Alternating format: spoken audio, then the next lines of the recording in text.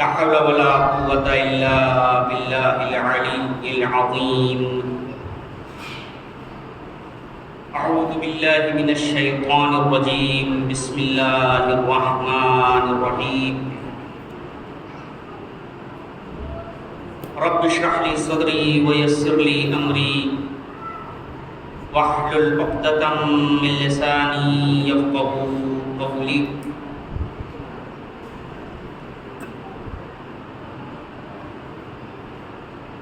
الحمد لله الذي لم يتخذ ولدا ولم يكن له شريك في الملك ولم يكن له ولي من الذل وكبره تكبيرا. ثم الصلاة والسلام على النبي المكي المدني القرشي الهاشمي السيد البهي والسراج المضيء والكوكب الدري أبي القاسم محمد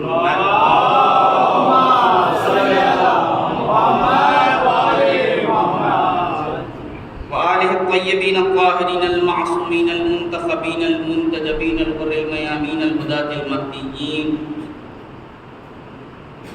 الذين أذهب الله عنهم الرجس وطهرهم تطهيرا.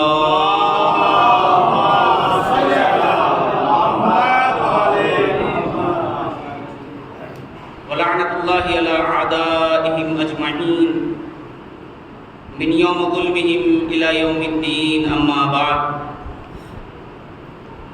فقد قال سبحانه وتعالى في محكم كتابه: أعوذ بالله من الشيطان الرجيم. قل إن كنتم تحبون الله فاتبعوني يحببكم الله ويغفر لكم ذنوبكم. صلوات پڑھیے عظمت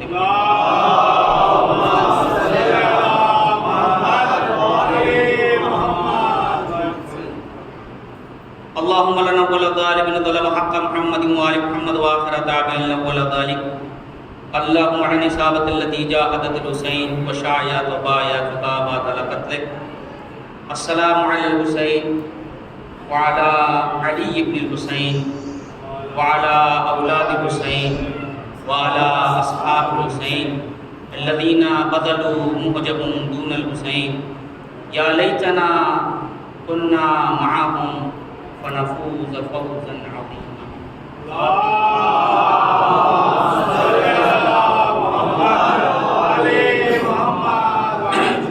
اس کے کہ میں معروضات پیش کروں. ایک مرتبہ سورہ حمد اور 3 مرتبہ سورہ اخلاص کی تلاوت فرما کر مرحومہ مغفورہ قائمہ فاطمہ بنت مہدی حسن کی روح طیبہ کو کے ساتھ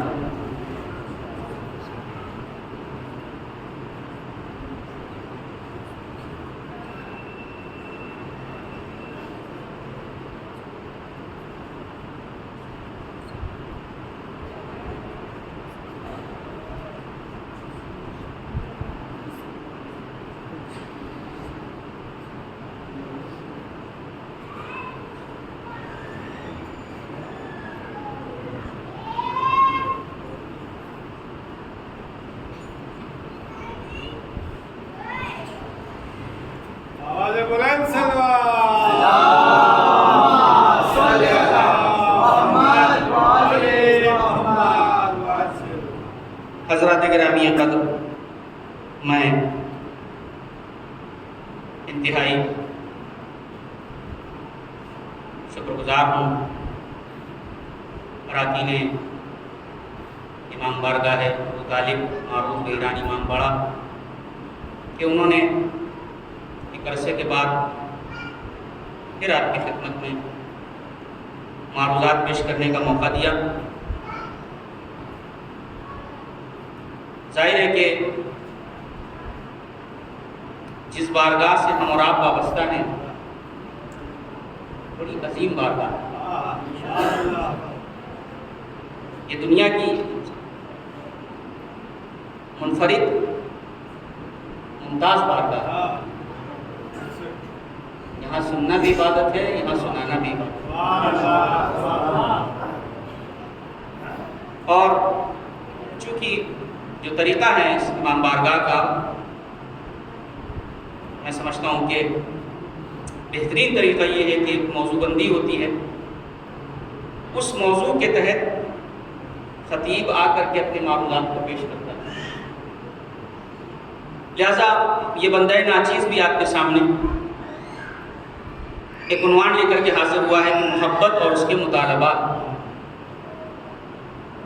میں نہیں سمجھتا کہ ہر وہ کہ جس کا تعلق دبستان انسانیت سے ہے، گلستان انسانیت سے ہے، بوستان انسانیت سے ہے، چمنستان انسانیت سے ہے، اور وہ محبت کے آہنگ سے آشنا نہ ہو۔ پروردگار عالم نے انسان کے جسم میں دھڑکتا ہوا دل رکھ کر اس کو مہر و محبت کا مرقع بنایا۔ جب اللہ نے ایک سوال پڑھی حضرت محمد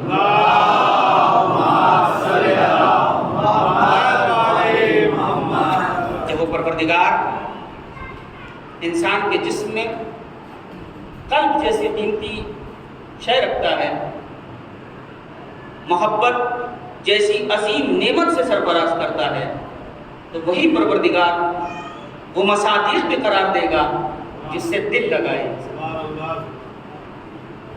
ان سے تھوڑی سی روگردانی انحراف ہے، انحطاط ہے، بربادی ہے، خرابی ہے۔ ان سے وابستہ ہو جانا ہی آباد ہو جانا ہے، ان سے دور ہو جانا ہی برباد ہو جانا ہے۔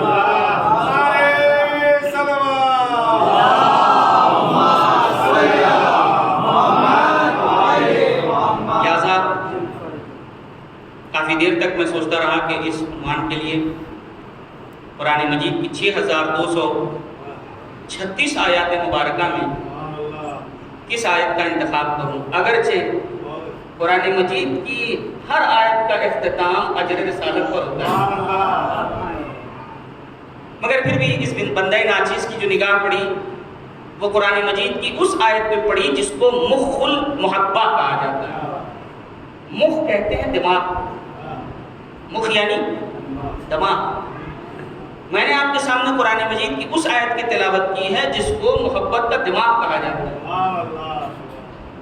قل، اے پیغمبر آپ کہہ دیجئے اس گروہ سے جو آپ کے سامنے آ کر مجھ سے محبت کا دم بھر رہا ہے کہ اگر تم کو مجھ اللہ کی ذات سے محبت ہے تو تمہیں عوض میں پیغمبر کا کہنا ماننا پڑے گا،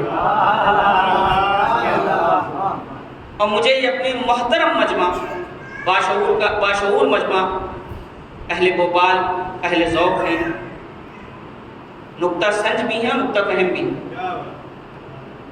مجھے یہ بتانے کی ضرورت نہیں ہے اپنے محترم مجمع کو کہ انسان چاہے جتنا جسیم ہو، چاہے جتنا ہٹا کٹا ہو، فردہ اندام ہو، ہائٹ چاہے جتنی اچھی ہو، چیسٹ چاہے جتنا اچھا ہو، بازو چاہے جتنے مضبوط ہوں، اگر مخ نہیں ہے تو وہ جسم بیکار ہے۔ اگر تعقل نہیں ہے، اگر عقل نہیں ہے تو ہوا کرے جسم، دنیا اسے دیوانہ کہتی ہے، دنیا اسے مجنون کہتی ہے۔ بس یہی معاملہ، مجھے توجہ چاہیے، یہی معاملہ یہ آیت بیان کر رہی ہے۔ مخ المحبت کا مطلب یہ ہے کہ انسان چاہے جس سے جتنی محبت کا دم بھر رہا ہو، لیکن اگر اس کے کہنے پہ نہیں چل رہا ہے تو وہ ایسا ہی ہے جیسے ایک مجنون انسان۔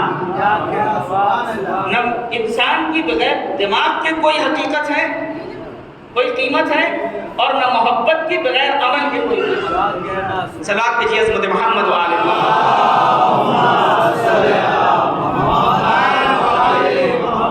یہی وجہ ہے کہ آیت اللہ سید خمینی الموسوی رحمہ اللہ 40 حدیث جو آپ کی 40 حدیث ہے اس میں بہترین وضاحت اس عالم ربانی نے فرمائی. محبت مثمر و منتج ہے. مجھے توجہ چاہیے محترم مجمع. محبت رزلٹ دیتی ہے, محبت ایک نتیجہ دیتی ہے, اور میں سمجھتا ہوں کہ یہ عالی مطالب, یہ نورانی مطالب وہی بیان کر سکتا ہے جو مدرسہ نور سے وابستہ ہے. فرمایا محبت نتیجہ دیتی ہے, جو محبت نتیجہ نہ دے وہ محبت نہیں, وہ بن میں انسان. اور خوبصورت مثال انہوں نے پیش کی کہ اگر ایک شجر صحیح و سالم ہے, ایک شجر بالکل توانا ہے, تندرست ہے, اور پھل نہیں دے رہا ہے, آپ کہتے رہیے وہ شجر بہت اچھا ہے, لیکن ہماری نگاہ میں شجر کی قیمت ہی تب ہوتی ہے جب وہ پھل دے. لہذا اب اگر بعض فریب کار افراد, بعض ذہن ناقص اور ذوق میں غیر کامل رکھنے والے افراد آ کر کے یہ کہیں کہ ہم کو محبت بہت زیادہ ہے, ہم عمل کریں یا نہ کریں, تو اس کا مطلب یہ ہے کہ یہ انسان کو ہے جس کے اندر ٹیکنیکلی فالٹ ہے. وہ ابھی سمجھا ہی نہیں ہے محبت کہتے کس کو ہیں. مثال کے ذریعے علماء نے کیا خوب اس کی وضاحت کی کہ ایک انسان گھر سے نکلا, 5 سال کا بچہ لپٹ گیا اس سے. نہیں بابا ہم جانے تو نہ دیں گے, آپ بیٹا جانے دو, بہت ضروری کام ہے, آفس ورک ہے, جانا ضروری ہے, میٹنگ ہے, نہیں آج ہم جانے نہ دیں گے. اب وہ لپٹ گیا. بابا سنڈے کا دن آپ ہمارے ساتھ گزارتے ہیں, آج سنڈے کے دن بھی آپ جا رہے ہیں. کہا وہ آفس میں کام بہت زیادہ ہے, باس نے بلایا ہے, جانا ضروری ہے. بہت دیر تک بچے کو سمجھاتا رہا یہ انسان, مگر جب بچہ نہ مانا تو بچے سے کہا بیٹا ہم شام میں آپ کے لیے ایک کھلونا لے کر کے آئیں گے, ہم شام میں آپ کے لیے کھلونا لے کر کے آئیں گے, کار لے آئیں گے, گن لے آئیں گے, پینسل کا باکس لے آئیں گے, کچھ بھی ایسی چیز لے آئیں گے کہ جو آپ کے کام آ جائے. بچہ خوش ہو گیا, بچے نے بھی دامن چھوڑ دیا, جائیے خدا حافظ. باپ اپنے کام پر واپس چلا گیا, اپنے کام پر گیا. دن بھر تھکنے ہارنے کے بعد اب بچے کا دل لگا ہے اس کھلونے میں کہ جس کا باپ نے وعدہ کیا ہے. بچہ دن بھر اسی کھلونے کے بارے میں سوچ رہا ہے. شام ہوئی, ٹک الباب ہوا, بچہ دوڑ کے دروازے پر گئے, دروازہ کھولا, باپ کا ہاتھ چوما, پہلا مطالبہ کیا جو کھلونے کا وعدہ کیا تھا وہ کہاں. اب باپ سمجھا رہا ہے, گود میں لے کے, ارے بیٹا میں تم سے بہت محبت کرتا ہوں, میں تم سے والہانہ محبت کرتا ہوں, تم پہ میری جان نثار, تم پہ میرا مال نثار, میں تمہارے لیے ہی محنت کر رہا ہوں, میں تمہارے لیے ہی مشقت کر رہا ہوں, میں صبح سے شام تک جو انگریزی کرتا ہوں وہ صرف اس لیے کہ تم اچھے سے پڑھ سکو, لکھ سکو, اور بیٹا میں تم سے بہت زیادہ محبت کرتا ہوں. بچہ کہے گا کہے کہ محبت, جس کا وعدہ کیا تھا وہ تو لے کے نہ آئے, جس کا وعدہ کیا تھا وہ لے کے نہ آئے. مجھے توجہ چاہیے, جب بغیر عمل کے ایک چھوٹا سا بچہ محبت کو محبت نہیں سمجھتا, کیا ہم بغیر عمل کے محمد والے محمد کو راضی کر لیں گے؟ صدا دیجیے محمد والے محمد.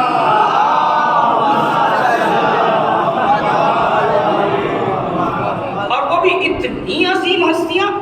میں تو سرکار رسالت مآب کے سلسلے سے جملہ آپ کے سامنے کہوں کہ سرکار رسالت مآب کی بات آئے تو بہت بڑی ہستی, سر موجودہ, جہاں تمام انبیاء کی نبوتوں کا خاتمہ ہو جائے وہاں سے آخری نبی کی نبوت کا آغاز ہوتا ہے. آج کے زمانے میں پیغمبر اسلام کے مقامات سے آشنائی نہ رکھنے والے جب توہین کرتے ہیں تو اندازہ ہو جاتا ہے کہ ان کی ظرفیت کا معاملہ ہے کیا.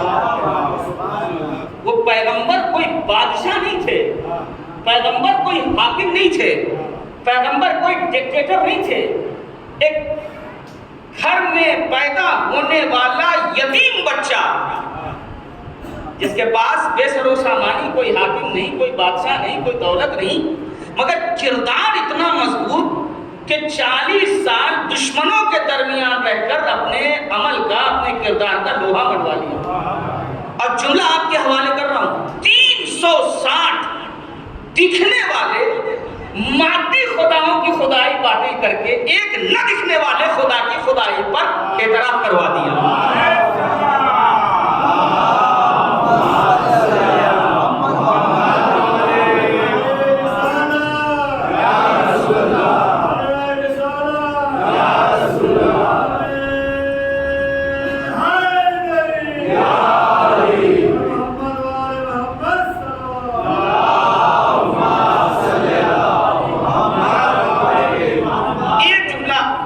سرکار رسالت پاک کی شان میں کہوں گا،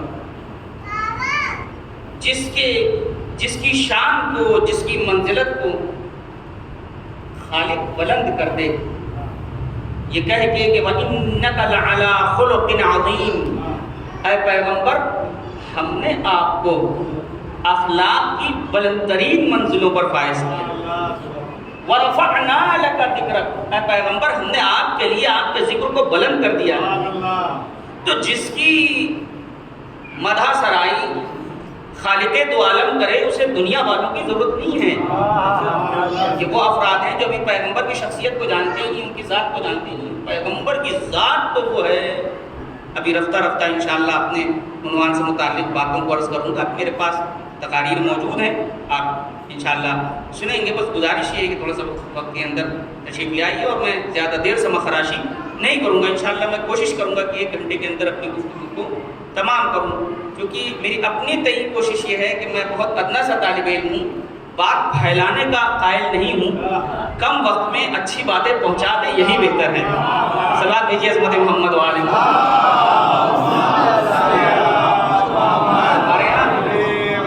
علم المعانی میں ایک بات یہ کہی جاتی ہے کہ خیر الکلام ما قل و دل، اچھی بات ہوتی ہے جو مختصر ہو اور مفید ہو۔ اچھی بات وہ ہے جو مختصر ہو اور مفید ہو، اور پھر ہم تو اس کے ماننے والے ہیں جو نقطۂ بسم اللہ ہے، اور اس کی ذات کا کمال ہی یہ ہے کہ پھیلتا ہے تو ایسا پھیلتا ہے کہ ابن عباس جیسا صحابی ہاتھ جوڑتا نظر آتا ہے، یعنی پھیلے تو اتنا پھیلے اور سمٹے تو نقطہ بن جائے۔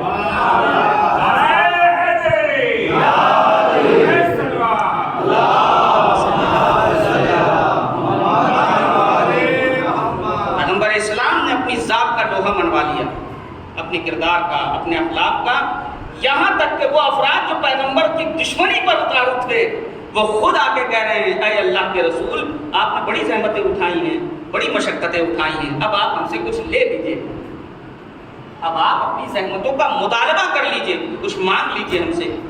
آج میری کوشش ہے کہ اپنے جوانان کے لیے کچھ ایسے مطالب ذکر کیے جائیں، اپنے ہمسن و کمسن بھائیوں کے لیے کہ جو عزا سے متعلق ہے، جیسا اس عزا کی اہمیت کیا ہے، البتہ اس موضوع سے خارج نہیں جائے گی بات۔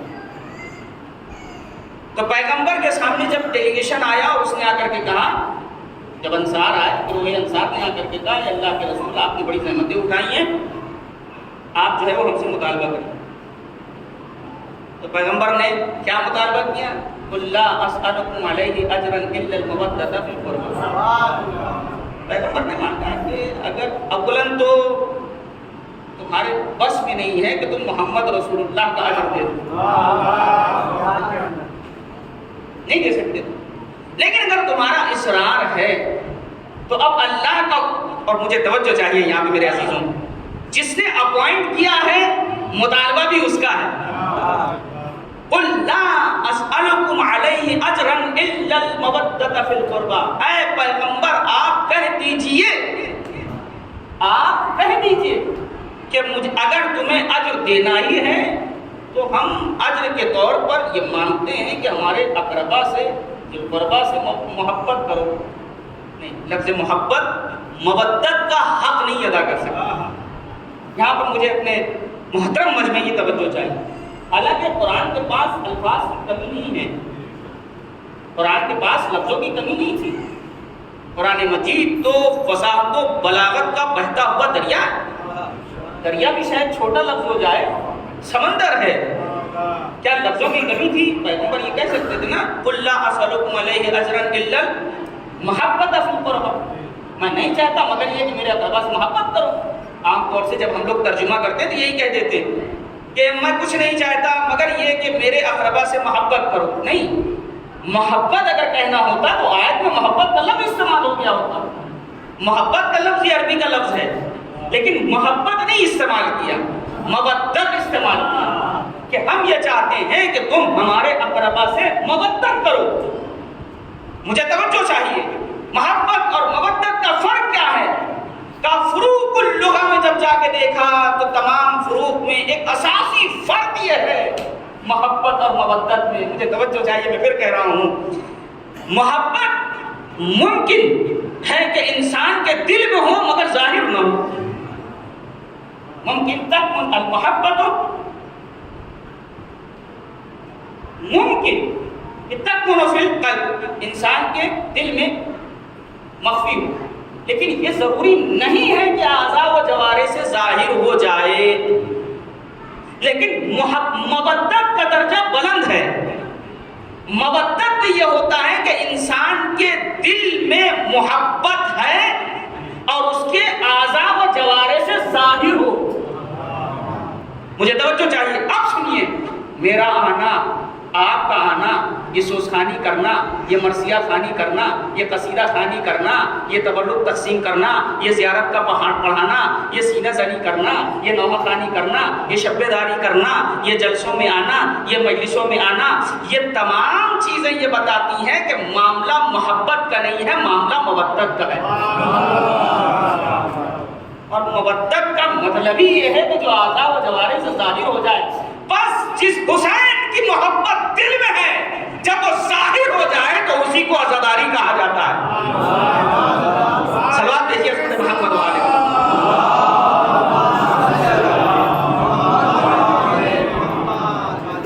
اعضاء و جوارح سے ظاہر ہونا چاہیے. یہ کیسے لوگ ہیں جو دل میں حسین کی محبت بھی رکھیں اور یزید کے نام پہ نفرت بھی نہ پلے. قرآن مجید کی واضح آیت ہے، ما جعل اللہ لرجل من قلبین فی جوفہ.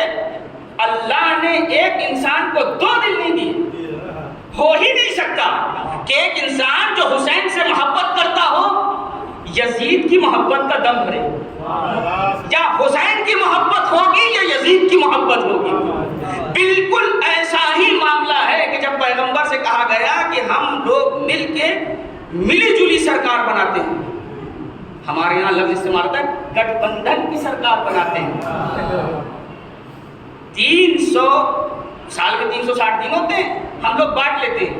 ایک دن آپ ہمارے خدا کی عبادت کیجئے، ایک دن ہم آپ کے خدا کی عبادت کریں. پیغمبر نے کہا نہیں، تمہیں کہنا پڑے گا لا الہ الا اللہ. پہلے باطل خداؤں کا انکار کرو، تب اس خدائے وحدہ لا شریک کی محبت دل میں سمائے گی. پر یہی جملہ میں کہتا ہوں، پہلے یزید کو اپنے دل سے نکالو پھر حسین کی محبت دل میں آئے.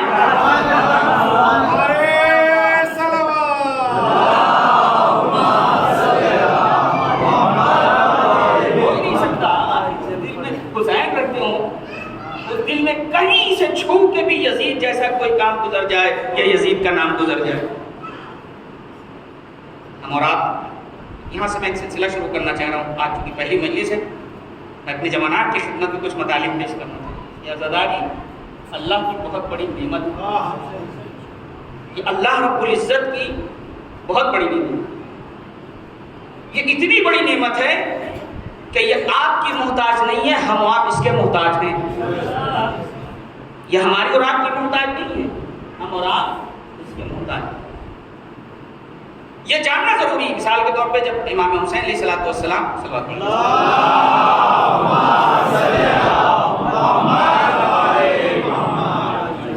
ہمارے اور آپ کے چھٹے امام جعفر صادق علیہ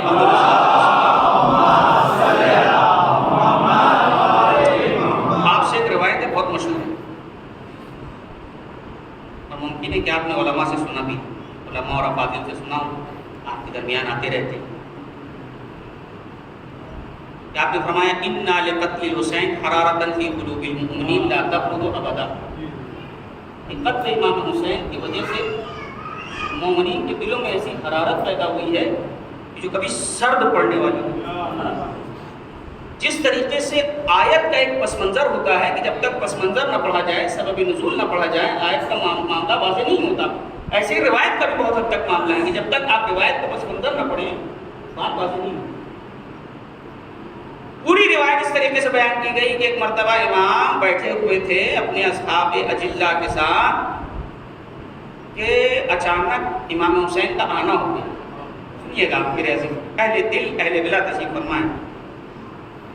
جیسے ہی امام حسین کا آنا ہوا فوراً پیغمبر اسلام نے اپنے زانو میں بٹھا لیا، میں مسائل نہیں پڑھ رہا ہوں، اور اس کے بعد بار بار حسین کے سینے کا بوسہ دیتے تھے اور فرماتے جاتے تھے اِنَّا لِقَتْلِ الْحُسَيْنِ حَرَارَةً فِي قُلُوبِ الْمُؤْمِنِينَ، کہ اللہ نے اس بچے کی شہادت کے عوض میں مومنین کے دلوں میں ایک حرارت رکھی ہے۔ ہم اور آپ بھی چیزیں رکھتے ہیں نا، ہر چیز ہر جگہ نہیں رکھی جاتی، ہر چیز کو اس کے اسٹیٹس کے مطابق جگہ دیکھ کے رکھا جاتا ہے۔ جب ہمارا اور آپ کا یہ عالم ہے کہ ہم دودھ جیسی، مثال کے طور پہ دودھ ایک نظیر شے ہے، ہم دودھ کو گندے برتن میں نہیں رکھتے، کیوں؟ کہا دودھ فاسد ہو جائے گا، دودھ خراب ہو جائے گا۔ جب ہم اور آپ اس بات کا لحاظ کرتے ہیں کہ کبھی کسی اچھی چیز کو نجس ظرف میں نہیں رکھتے کہ کہیں وہ چیز بھی نجس نہ ہو جائے، فاسد نہ ہو جائے، تو جو حکیم مطلق ہے وہ حسین جیسی عظیم ہستی کی محبت کو کسی نااہل کے دل میں نہیں رکھے گا۔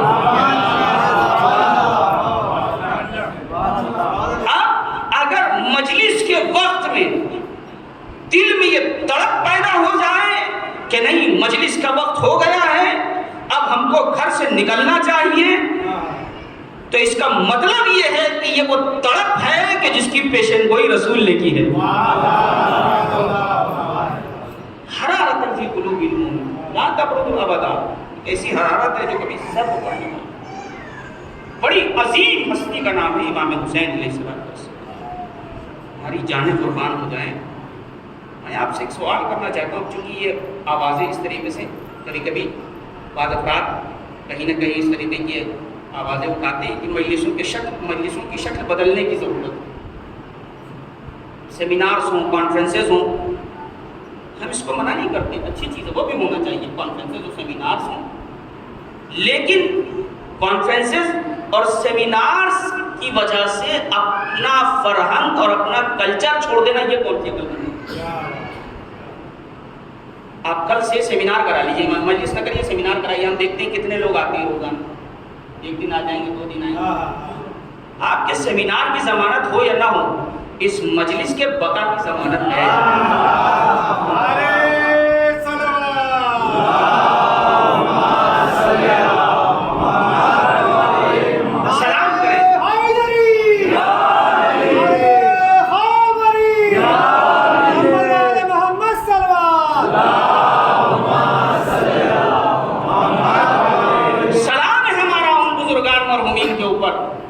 جنہوں نے ہمیں یہ تہذیب دی، ہمارا سلام ہم علماء کے اوپر کہ جنہوں نے در اہل بیت سے وابستہ ہو کر وہ تعلیمات حاصل کی کہ ہر زمانے میں وفادار اہل بیت ہے۔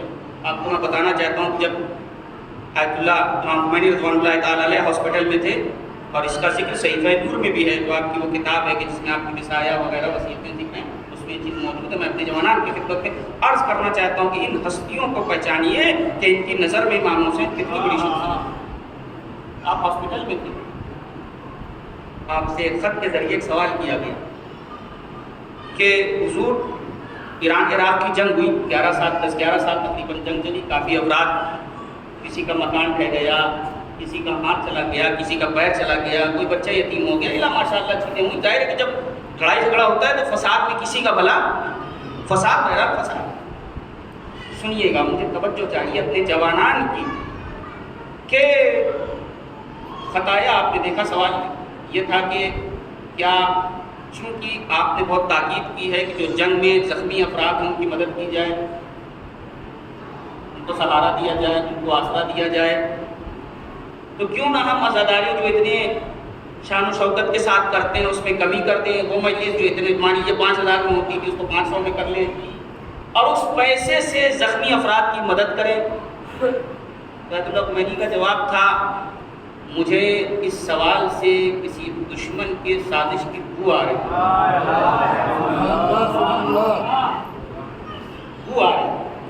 مدد بھی ضروری ہے اور عزاداری سرکار سید الشہداء بھی ضروری ہے۔ عزاداری جس شان سے ہوتی آ رہی تھی اسی شان سے برپا ہوتی، جس شان سے ہوتی آ رہی تھی اسی شان سے ہوتی۔ کیوں؟ کہا اس لیے کہ تمہاری اسی عزاداری کی برکت سے تم کتنی بلاؤں سے محفوظ ہو تمہیں پتہ ہی نہیں۔ صلوات بھیجیے عظمت محمد و آلہ۔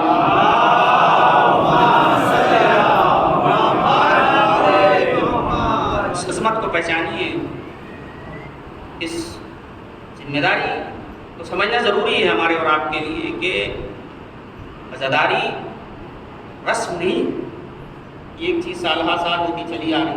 آپ یقین جانیں میں یہ بات پوری ذمہ داری کے ساتھ بھوپال کے اس ممبر سے کہہ سکتا ہوں کہ اگر عزاداری رسم ہوتی تو ختم ہو گئی ہوتی۔ رسموں کی حیات نہیں ہوتی، رسمیں تب تک رہتی جب تک لوگ زندہ رکھیں، مگر کیا کیا جائے کہ عزاداری نے لوگوں کو زندہ رکھا، عزاداری نے لوگوں کو زندہ رکھا ہے۔ لہذا ضروری ہے کہ اپنے پورے وجود کے ساتھ سرکار سید الشہداء کے ذکر کا اہتمام کریں۔ اس لیے کہ امام حسین، یہ تو ہمارے یہاں ایک بڑی بہرحال کمظرفی کی بات ہے کہ، اور میں نہیں کہتا کہ جان بوجھ کے یہ چیزیں ہوتی ہیں، ہو سکتا ہے کہ انسان جسے کہا جائے غفلت میں یہ چیزیں کہہ جاتا ہے مرثیے کی شکل میں، اور ضرورت شعری ہو بھی سکتی ہے اس کی، میں اس سے انکاری نہیں ہوں کہ انسان اپنے مرثیے میں یا منقبت میں کہیں ایسے الفاظ استعمال کرتا ہے کہ مجبور تھے امام حسین۔ یہ جاننا بہت زیادہ ضروری ہے، حسین مجبور نہیں ہے، مظلوم ہے۔ بہت ہی نازک مرحلے سے آپ کے سامنے گزر رہا ہوں۔ امام حسین مجبور نہیں ہے، مظلوم ہے۔ آپ کو پتہ ہونا چاہیے کہ زمانے کا امام جو ہوتا ہے وہ اشجم الناس ہوتا ہے۔ جو بھی زمانے کا امام ہوتا ہے وہ اپنے زمانے کے تمام لوگوں سے زیادہ علم رکھتا ہے اور تمام لوگوں سے زیادہ شجاعت رکھتا ہے۔ مجھے توجہ چاہیے محترم مجمع کی، میں یوں نہیں کہہ رہا ہوں کہ امام حسین کو مجبور نہ سمجھیے، میں اس بات کو پوری ذمہ داری کے ساتھ کہہ سکتا ہوں۔ یزید کیا چاہتا تھا؟ یزید یہی تو چاہتا تھا نا کہ امام حسین بیعت کر لیں۔ ساری کوشش، اس کی انتھک کوشش یہ تھی کہ امام حسین بیعت کر لیں۔ ایسا ہے یا نہیں؟ آپ جب مدینے میں تھے خط بھیج کر کے یہی تو کہا نا کہ مطالبہ کرو، بیعت کا مطالبہ نہ کرو، بیعت اگر نہ کرے امام حسین تو کیا کرنا ہے؟ سر و تن میں جدائی کر دو۔ ایسا ہے یا نہیں؟ امام حسین نے کیا کیا؟ آپ نے مدینہ چھوڑ دی۔ کربلا کتنے دن کی؟ ایک ہی دن تو کربلا ہوئی نا، یعنی وہ ایک دن 10 محرم کا، جس دن پورا کنبہ جو ہے، مسائل نہیں پڑھ رہا ہوں، سنیے گا، میں امام حسین کی شجاعت بتانا چاہتا ہوں آپ کے سامنے۔ حسین نے کتنی بڑی تبدیلی کائنات میں پیدا کی۔ امام حسین مدینے سے نکلے رجب المرجب میں، جوڑیے رجب المرجب، بولیے میرے ساتھ، 1 مہینے، شعبان المعظم دوسرا مہینہ، رمضان المبارک تیسرا مہینہ، شوال المکرم چوتھا مہینہ، ذیقعدۃ الحرام 5واں مہینہ، ذوالحجۃ الحرام 6واں مہینہ۔ ایک دن کی کربلا کے لیے حسین 6 مہینے باہر رہے۔ ایک دن کی کربلا 6 مہینے ہمارا اور آپ کا سید و سردار رہا، اور کسی گلی کوچے میں نہیں گیا تو مکہ میں خانہ کعبہ کے پاس گیا۔ یہ جو لکھنے والوں نے لکھ دیا کہ وہ خاموشی سے چپ چاپ نکل گئے، جو چپ چاپ نکلتا ہے وہ وہاں نہیں جاتا۔ اور پتہ نہیں کس کی آبرو بچانے کے لیے حسین کے لیے بھی کہہ دیا گیا کہ مجھے نہیں پتا رات کے اندھیرے میں کون کون نکل گیا، مگر حسین دن کے اجالے میں نکلے، علل اعلان نکلے ہیں امام حسین۔ ہمارے اور آپ کے مولا آقا امام حسین نکلے اور 8 محرم کو آپ نے جو ہے وہ عمرے کا احرام جو کیا، پھر اس کے بعد آپ نے حج کا احرام نہیں پہنا، حج کو عمرے سے تبدیل کر دیا۔ مجھے توجہ چاہیے، میں پھر کہہ رہا ہوں اپنے جوانان کی توجہ چاہیے، اپنے زمانے کے امام کی شجاعت کو پہچانیے۔ کیا ہم و غم تھا یزید کا؟ یزید کا کل ہم و غم یہ ہے کہ کسی صورت سے حسین بیعت کر لے۔ میں نے کہا یزید کیوں پریشان ہے؟ سب نے تو بیعت کر ہی لی ہے۔ یعنی مجھے پتا ہے سب کی بیعت کی کیا قیمت ہے اور حسین کے ہاتھ کی کیا قیمت ہے۔ نہیں تیار، چھوڑ دیں امام حسین، وہ پیچھے نہیں، بیعت لینی ہے، ساری کوشش اس نے کر ڈالی۔ اب مجھے انصاف سے بتائیے، ہم آپ جن ایام میں ہیں انہیں ایام زینبی اور ایام سید سجاد کہا جاتا ہے۔ کیا ہوا؟ دربار میں امام موجود ہیں، ہاتھوں میں ہتھکڑی، پاؤں میں بیڑی، جملہ اہل بلا کے حوالے کر رہا ہوں۔ یزید کے پاس آفر تو بہت اچھا تھا، جو بیعت اب تک نہیں لے سکا تھا وہ لے سکتا تھا، نہیں لے سکتا تھا؟ آج تک کسی خطیب نے، کسی ذاکر نے، کسی عالم نے پڑھا آپ سے کہ یزید نے دربار میں کہا وہ سید سجاد بیعت کیوں نہیں کر رہے؟ بھائی یزید کی پوری کوشش یہ تھی کہ امام حسین بیعت کر لیں، ساری کوشش تھی کہ بیعت کر لیں، مگر امام حسین نے بیعت، یزید کے پاس بہت اچھا آفر تھا، سید سجاد سامنے موجود تھے، بیمار تھے، لاغر تھے، مرسی میں کہہ دیا جاتا بیمار تھے، لاغر تھے، ہاتھوں میں ہتھکڑی، پاؤں میں بیڑی، یزید کہتے تھا بیعت کر لو، مگر یزید جانتا تھا میں کون ہوں اور یہ سامنے کھڑا ہوا کون ہے۔ یزید خوب جانتا تھا کہ میرا باپ کون، اس کا باپ کون۔ حسین کی شجاعت نے تاریخ میں وہ اثر چھوڑا کہ یزیدیت کے دل و دماغ میں بیٹھ گیا کہ جس کا تعلق بھی علی کے گھرانے سے ہوتا ہے وہ کسی کی بیعت نہیں کرتا۔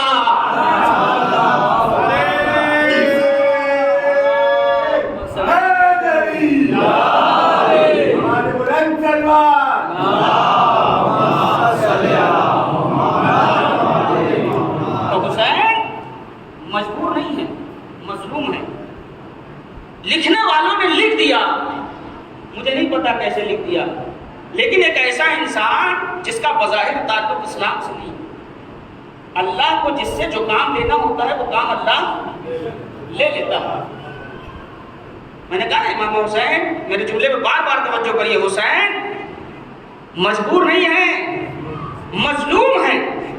اور اس ملک کے مایا ناز سیاسی لیڈر، راشٹر پتا مہاتما گاندھی کا ایک قیمتی جملہ ہے جس کے ہم آپ قدردان ہوں یا نہ ہوں، مگر غیر جب اس کو پڑھتا ہے تو اس کے دل میں خواہش پیدا ہوتی ہے کہ یہ کون انسان ہے جس نے پورے عالم کو دیوانہ بنا رکھا ہے۔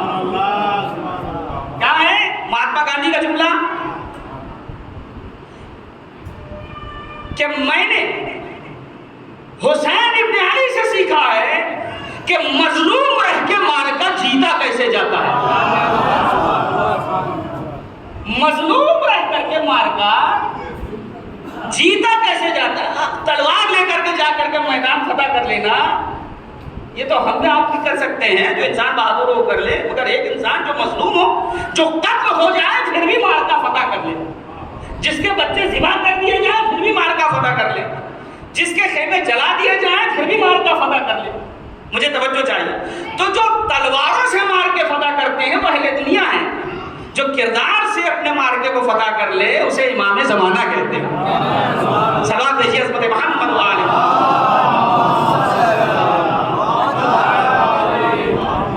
امام حسین کسی کے خدا کی یہی وجہ ہے کہ ہم نے بڑی بڑی شخصیتوں کو دیکھا ہے، جب بات امام حسین کی آتی ہے تو لرز جاتے ہیں۔ ایک بہت بڑے عالم کا ذکر کرنے جا رہا ہوں، ان کو محدث کا درجہ بھی حاصل، جناب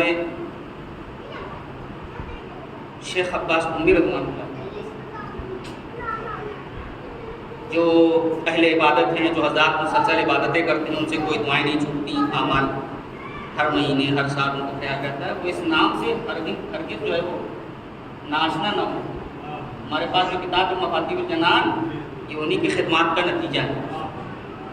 شیخ عباس محدث کا درجہ، بہت بڑے عالم، ہم مجلس کر لیتے ہیں، ہم ماتم کر لیتے ہیں، ہم شب بیداری کر لیتے ہیں تو ہم یہ سوچتے ہیں کہ ہم نے بہت کچھ کر دیا۔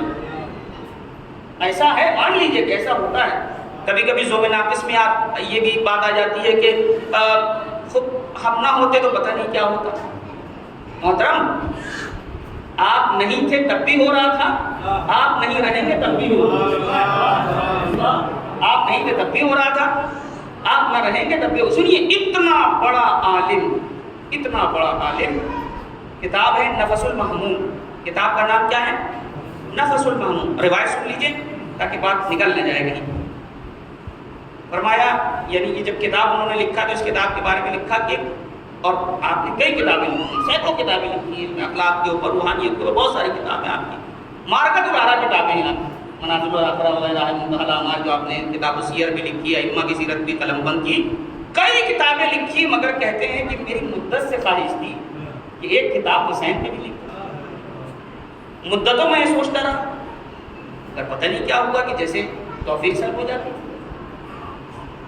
یہاں تک کہ میں مشہد رضا گیا اور میں نے 8ویں امام کی سری پکڑ کے کہا, مولا کیا مجھ سے کوئی کوتاہی ہو گئی؟ آپ کے جب سید و سردار امام حسین پہ کچھ لکھ نہیں پا رہا ہوں, مجھے توفیق دیجیے کہ میں کوئی کتاب لکھوں. اس کے بعد آپ نے ایک کتاب لکھی جس کتاب کا نام نفس المحموم. کیا نام ہے کتاب کا؟ جس میں آپ نے روایت لکھی نفس المحموم لظلمنا تصویر, یہ اس کی روایت. جب انسان ہمارے, یعنی امام سے ایک روایت ہے کہ جب انسان کربلا والوں کو یاد کرتا ہے, جتنی دیر وہ کربلا والوں کا ذکر کرتا ہے, جیسے جیسے وہ سانس لیتا ہے اس کو تسبیح کا ثواب ملتا ہے, تسبیح کا ثواب ملتا ہے.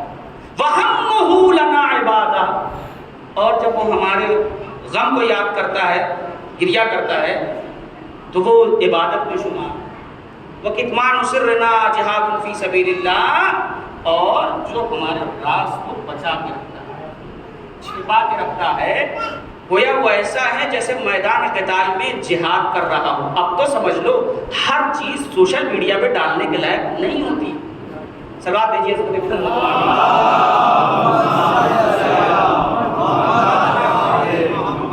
نفس المحموم یہ کتاب لکھی, تو انہوں نے مقدمہ میں لکھا, لرز جاتے ہیں جب ہم اس چیز کو پڑھتے ہیں کہ آپ کہہ رہے ہیں ان اللہ فیقول العبد المصیب المجرم المتمسک بذیل, کہہ رہے ہیں کہ میں گنہگار مجرم جس کے نجات نہیں ہے مگر یہ کہ جب تک وہ در حسین سے وابستہ ہے, وہ اس بات کو کہہ رہا تھا. اس کا مطلب یہ ہے کہ جب اتنا بڑا عالم اس کی حسین کے سامنے انکساری ہے, تو ہمارا اور آپ کا عالم کیا ہونا چاہیے.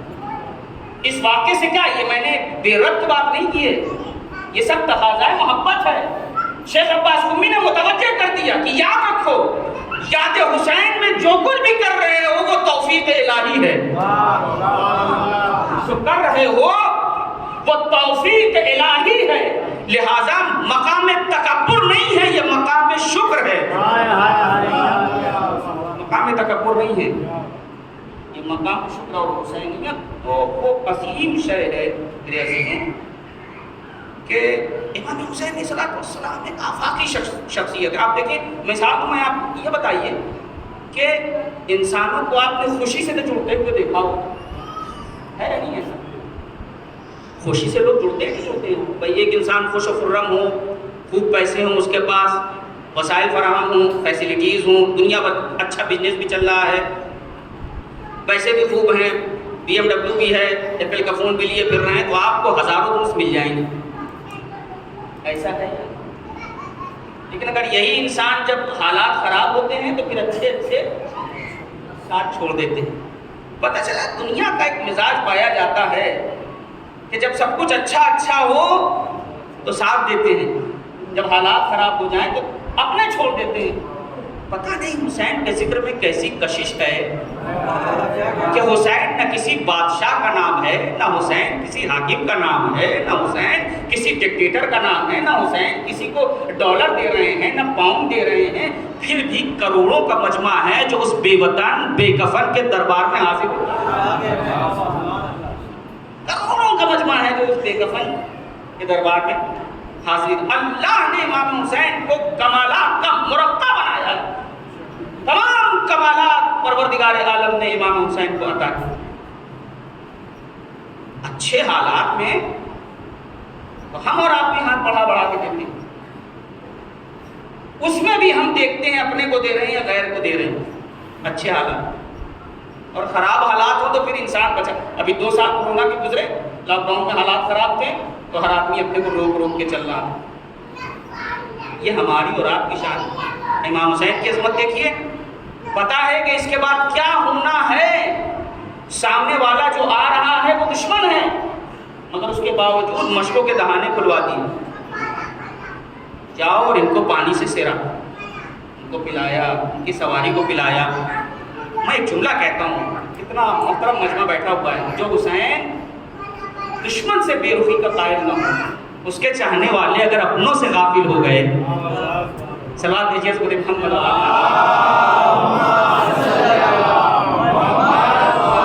میں بہت آرام آرام سے ذکر کر رہا ہوں. اور حسینیت وہ عظیم شے ہے, اسی لیے مشتاق لکھنوی کا ایک بڑا ہی اچھا شعر ہے, بہت اچھا شعر, کہ یہ کربلا ہے کربلا, نظر ہٹے تو کس طرح.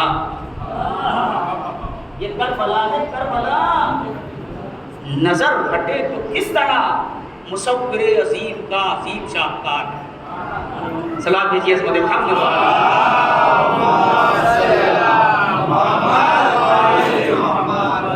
مصور عظیم کا عظیم شاہکار ہے. تڑپ پائی جاتی ہے کربلا کو لے کر, امام حسین علیہ السلام کو لے کر. یہ تڑپ فطری ہے رسول اللہ. مسائل نہیں پڑھ رہا ہوں, یہ نہ سمجھیے کہ میں مسائل پڑھ رہا ہوں, دو شاید آپ کے حوالے کرنے. بہت ساری چیزیں وہ ہیں کہ اگر آپ اس کے پیچھے کا منظر تلاش کریں تو سمجھ میں نہ آئے گا آپ کو کہ یہ چیز چل کیسے ہے. خدا سلامت رکھے ان افراد کو جو بڑھ چڑھ کے عزاداری میں حصہ لیتے ہیں. اللہ کیا اجر دیتا ہے, پروردگار کیا اجر دیتا ہے واقعی اگر انسان غور کرے. کہ جب امام حسین آئے ہیں, سرکار رسالت مآب کی آغوش مبارک ہے, جیسے ہی آج لہرے کے نانا تھے, خوش ہو گئے, مسکرانے لگے, حجرے میں گئے. لیکن جب حجرے سے باہر آئے تو رونے لگے. بیٹی نے دیکھا, چاہنے والی بیٹی کی تڑپ گئی. ہنسنے کی وجہ تو سمجھ میں آ رہی ہے, مسکرانے کی وجہ سمجھ میں آ رہی ہے کہ نواسا آیا ہے, مسکرانے کی وجہ, رونے کی وجہ کیا ہے. میں صاحب نہیں پڑھ رہا ہوں, سنیے گا میرے سے. یہاں پہ فاطمہ نے پوچھا کہ بابا یہ رونے کی وجہ کیا ہے. فرمایا جبریل میرے پاس آئے تھے اور انہوں نے بتایا کہ یہ میرا بچہ پیاسا سے پاک کیا. جناب فاطمہ نے کہا بابا اگر ایسا ہے تو پھر اس وقت کیا آپ ہوں گے. تو کہا نہیں میں تو نہیں ہوں گا اس وقت.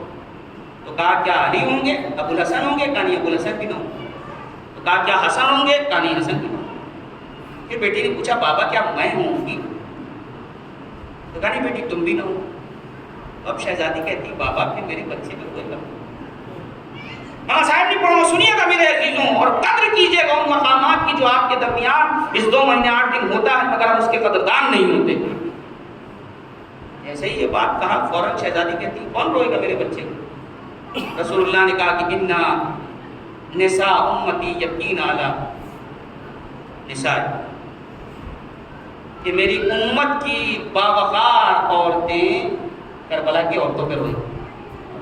وَرِجَالُهُمْ يَبْكُونَ عَلَى رِجَالِهِمْ, اور میری امت کے باضمیر مرد کربلا والوں پہ, کربلا میں شہید ہو جانے والے افراد پہ روئیں. اور اب جملہ سنیے, رسول نے فرمایا وَيُجَدِّدُونَ الْعَزَا جِيلًا بَعْدَ جِيلٍ نَسْلًا بَعْدَ نَسْلٍ وَلَدًا بَعْدَ وَلَدٍ, اور یہ اس کو باقی رکھیں گے اس طریقے سے کہ ہر سال اس عزا کی تجدید ہوتی رہے گی, نسل در نسل, نسل در نسل. یہ بھوپال میں کتنے افراد ہیں, پتہ چلا عزاداری کے لیے اپنے گاؤں چلے گئے, جہاں 4 افراد عزاداری کر رہے ہیں مگر چلے گئے. بہت سارے جو بھوپال کے نہیں ہیں وہ بھوپال میں آ گئے.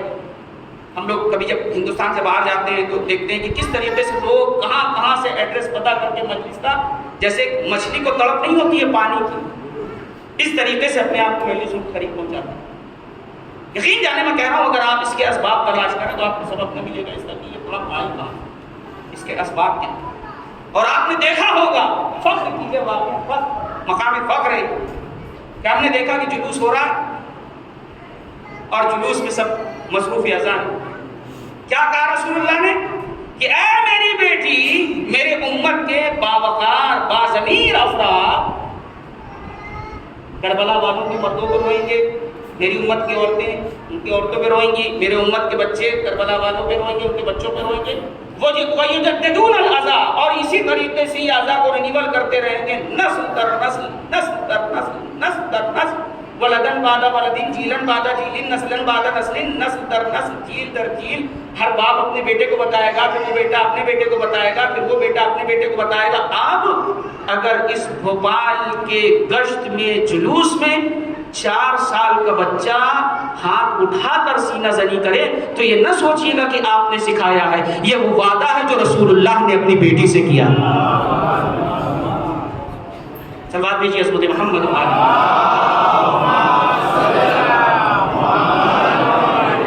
یہ وہ وعدہ ہے جو ایک باپ نے اپنی بیٹی سے کیا. یہ وہ وعدہ ہے. امام حسین کی زاداری بڑی عظیم شے ہے. آج میں نے کہا تھا کہ بیانات آج کا بیان اسی پہ مشتمل ہوگا. زیارت کا ثواب آپ پڑھتے ہیں، زیارت کا کتنا ثواب امام حسین پر رونے کتنا ثواب. امام حسین پر من بکا و ابکا و تبا، جو روئے رلائے، رونے جیسی صورت بنائے، اللہ رب العزت جو ہے اس کو گناہوں کو معاف کر دیتا. یہ کیوں ہے؟ یوں ہی بس ایسے ہی نہیں. حسین کا ذکر انسان کو بے عمل نہیں بناتا. حسین کا ذکر انسان کو اللہ کی بارگاہ میں اعتراف کرنے کی صلاحیت عطا کرتا ہے. آؤ اپنی رب کی بارگاہ میں، آؤ توسل کرو امام حسین سے. وہ حسین جو حر کو معاف کر سکتا ہے وہ تمہیں بھی معاف کرے گا، ہمیں بھی معاف کرے گا. لیکن انسان آگے اپنے گناہوں کا اعتراف کرتا ہے. جو زیارات کے ثواب ہیں، جو امام حسین کی عزاداری کو لے کے ثواب ہیں، یہاں تک کہ ایک بہت مشہور عالم گزرے ہیں، ملا سید محمد مہدی بحر العلوم کہا جاتا تھا. بہت بڑی شخصیت گزری، رجالی بھی ہیں، فقیہ بھی ہیں، متکلم بھی ہیں، شاعر بھی رہے. بڑا درجہ، بڑا مقام ہے آپ کا. جب انہوں نے اس روایت کو پڑھا، جو روایت زیارت کے سلسلے سے وارد ہے کہ زیارت کا کیا ثواب ہے، سنا ہے آپ نے، مشہور ہے کہ ام المؤمنین کے سلسلے سے کہ ایک روایت کے مطابق جناب ام سلمہ، دوسری روایت کے مطابق دوسری جو ہے رسول کی ایک زوجہ ہیں کہ ان کے لیے باقاعدہ موجود ہے کہ امام حسین آغوش مبارک میں تھے اور رسول بیان فرما رہے تھے کہ اس بچے کی زیارت کا کیا ثواب. ان کو حیرت ہوئی، یا رسول اللہ 1 حج کا ثواب؟ تو کہا 2 حج کا ثواب. 2 حج کا ثواب؟ کہا 3 حج کا ثواب. 3 حج کا ثواب؟ کہا 4 حج کا ثواب. یہاں تک کہ وہ خوف کھاتی رہی کہیں ایسا نہ ہو کہ میں پوچھتی رہوں اور رسول اللہ پڑھاتے چلے جائیں. اور کہیں نہ کہیں بے معرفتی ہوتی ہے انسان کی، اس بات کو سمجھتا نہیں ہے. تو اس طریقے کی روایات جب جناب ملا مہدی بحر العلوم نے پڑھا تو ان کو لگا کہ ثواب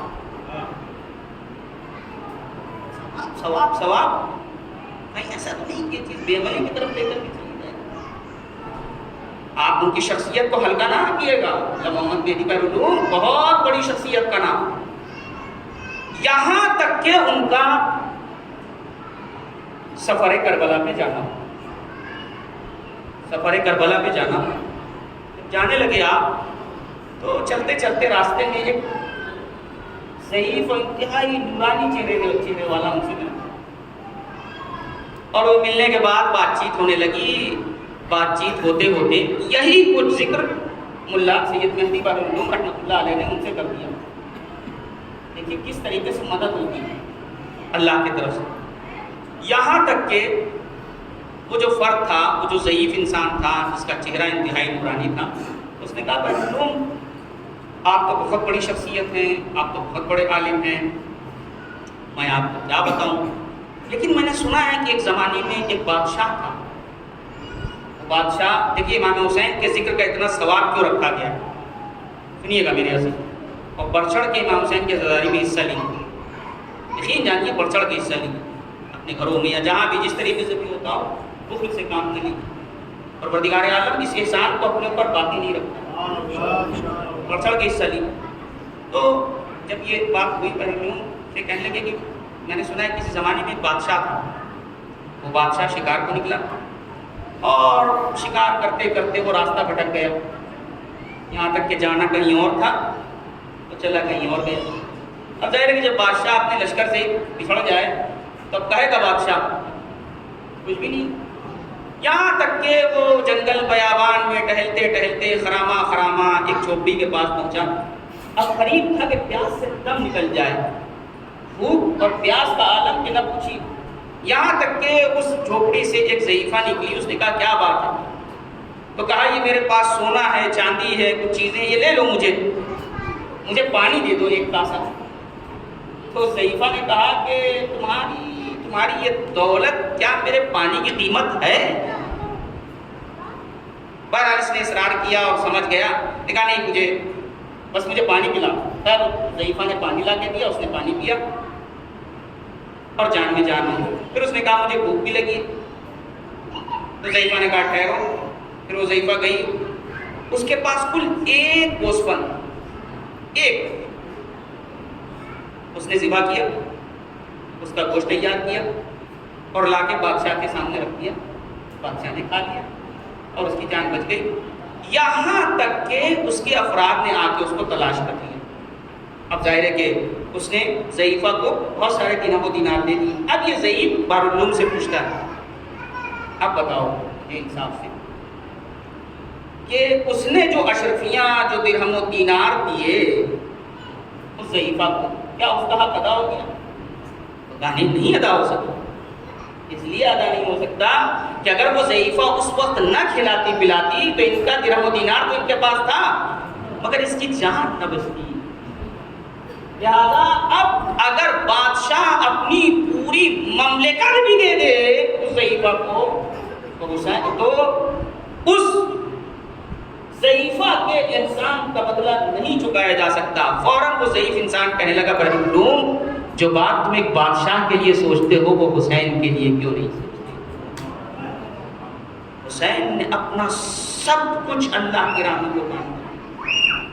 اب اگر زیارت کا ثواب، بکا کا ثواب بیان کیا جائے تو حیرت زدہ نہ ہو، حیرت نہ کرو۔ یہی چیز میں آپ سے بھی کہوں گا، اپنے لیے بھی کہوں گا کہ امام حسین علیہ السلام کے ذکر میں جو اتنا ثواب رکھا گیا ہے وہ یوں ہی نہیں رکھا گیا ہے۔ بہت بڑے عالم ہیں، ذاکر بھی رہے، خطیب بھی رہے، شیخ وائلی، شیخ احمد الوائلی، عرب کے عراق میں پڑھا ان کا نام۔ انہوں نے اس چیز کو پڑھا کہ بصرے میں ایک حسینیہ تھا اور حسینیے میں خطیب بیان کرتا تھا امام حسین کے سلسلے سے، یہاں تک کہ ایک انتہائی گنہگار انسان، انتہائی گنہگار، وہ ڈیوڑی پہ بیٹھا رہتا تھا، میں نوشی بھی کرتا تھا، شراب بھی پیتا تھا، وہ اندر آنے کی ہمت نہ کرتا، میں اندر جا کے بیٹھ جاؤں، اور یہ خطیب بھی اس کو اندر نہیں بلاتے تھے۔ کیا کہہ کے بلاؤ بھائی گنہگار ہے، ہم بھی ہوتے تو شاید نہیں کرتے، گنہگار ہے، کلم گناہ کرتا ہے۔ یہاں تک کہ خطیب نے ایک دن یہ پڑھ دیا، اللہ اکبر، کیا جاذبیت امام حسین کے ساتھ میں، کہ یزید شراب کے نشے میں چور ہو کر سر امام حسین کی توہین کر رہا، گنہگار تھا، اس کے دل کو لگ گئی یہ شراب اتنی بری چیز ہے کہ انسان حسین کی عظمت بھول جائے۔ عہد کر لیا اس نے اپنے دل، اب دوبارہ شراب کو مان لیا۔ یہاں تک کہ یہ خطیب گیا اور جانے کے بعد جب یہ سویا تو اس نے خواب میں دیکھا کہ انتہائی نورانی شخصیت آگے کہہ رہی ہے کہ ابھی جو ہے وہ تمہاری مجلسیں بھی قبول نہیں جب تک کہ تم میرے چاہنے والے کو اندر نہ بلاؤ، جب تک تم میرے چاہنے والے کو اندر نہ بلا لو گے۔ یہاں تک کہ وہ خطیب دوسرے دن جب وہ منبر پہ گیا تو اس نے اندر بلایا تو وہ جو گنہگار تھا وہ آ کے خطیب کے قدم سے لپٹ کے رونے لگا، یہ کہنے لگا کہ میں آپ کا شکر گزار ہوں کہ آپ نے ایسا کچھ پڑھا کہ میری طبیعت میں ایک انقلاب برپا ہو گیا۔ بس مجھے توجہ چاہیے، اپنے جوانان کی توجہ چاہیے، اپنے محترم مجمع کی توجہ چاہیے۔ حسین کہتے ہی اس کو ہیں جو گنہگار کے دل کی کیفیت کو پلٹ دیں۔ صلوات پڑھیے عظمت محمد و آل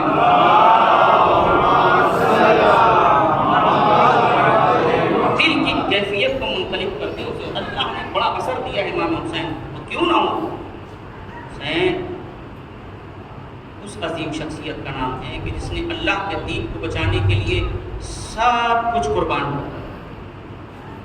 تصور کر سکتے ہیں کہ 6 ماہ کے بچے کا جنازہ ہاتھ میں ہو اور اس کے باوجود امام حسین اللہ کی بارگاہ میں دعا کر رہے ہیں، اللہم انت متعالی المکان قدیم الارض حسن الولا قادر علی ما تشاء عریض الکبریاء عظیم الجبروت رضا کا یا رب، اے میرے پروردگار تو بلند ہے، تو عالی ہے، کون تیرا مقابلہ کر سکتا ہے؟